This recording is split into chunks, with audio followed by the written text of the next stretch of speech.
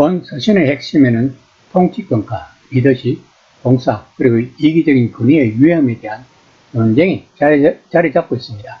이제 바울은 이런 것에 대해 고린도 교인들에게 말하고 싶었던 주요 내용을 마무리했습니다. 오늘 내용은 자신의 세 번째 방문을 앞두고 마지막 당부의 말씀만을 남겨두고 있는 내용입니다.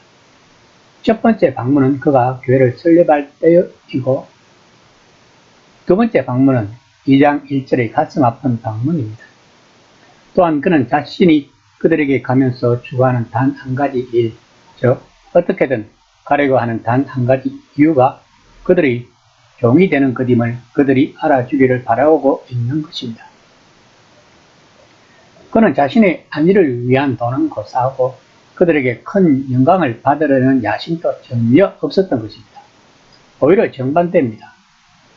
다른 사람을 돕고 지원하고 더 나아가 풍요롭게 해야 할 사람은 교회 전체에 유익을 끼치려고 하는 사도 바울 자신이라는 것을 역설하고 있는 것입니다.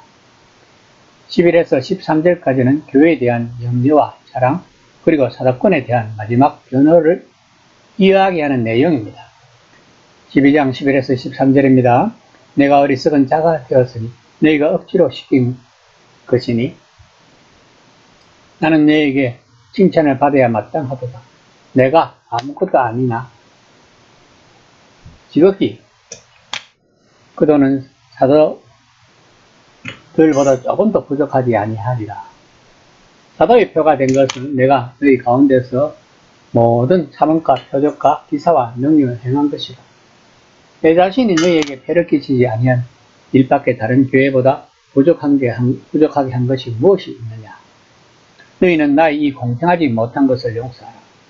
바울은 자랑하기보다는 고린도 교인들로부터 사도로 인정받기를 원했던 것입니다. 그런데 그들이 그렇게 하지 않았기 때문에 바울은 어쩔 수 없이 어리석은 자가 되어 자랑할 수밖에 없다고 강변하고 있습니다. 또한 바울은 하나님 앞에서 아무런 가치도 없는 자임을 고백했지만 소위 자신들이 가장 뛰어났다고 주장하는 사도들과 비교해서 결코 조금도 못하지 않다고 강조하고 있는 것입니다.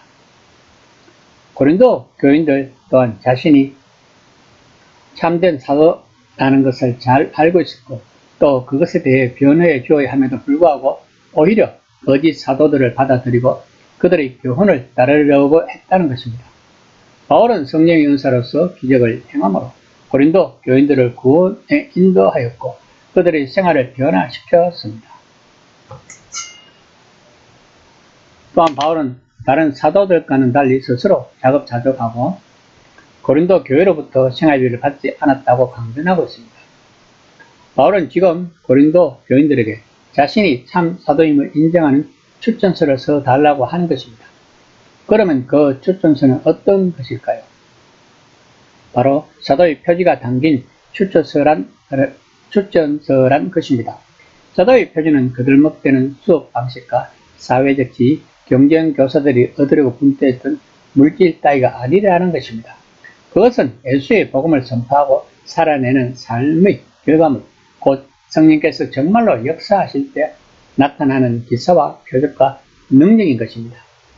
고린도 교인들은 바울이 처음에 자신들과 함께 있을 때 이런 일들이 일어났음을 아는 까닭에 그들이 직접 바울에게 이 추천서를 써줘야 한다는 것입니다. 하지만 나중에 찾아온 교사들의 중상모략과 냉소로 인해 그들은 바울에게서 마음이 돌아섰던 것입니다.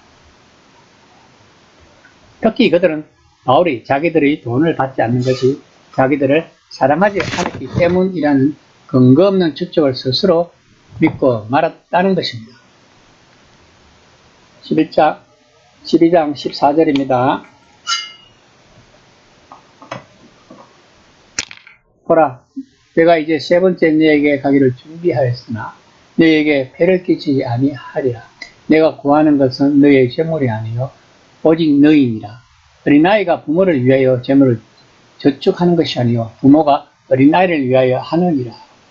바울은 세 번째 방문을 애고하고 있지만 이번 방문에서도 이전처럼 재정적 부담을 지우지 않음을 분명히 하고자 하고 있습니다. 바울은 고린도 교인들을 영적인 자녀로 생각하였습니다.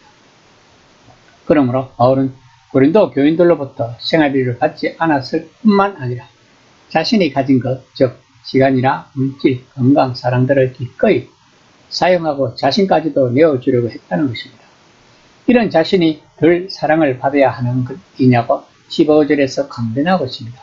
그러면서 바울은 16절에서 거짓 사도들이 자신들이 교인들의 재물을 교모하게 탈취하는 것을 감추기 위해 바울이 그렇게 한다고 뒤집어 씌우려고 했다는 것을 말하고 있는 것입니다.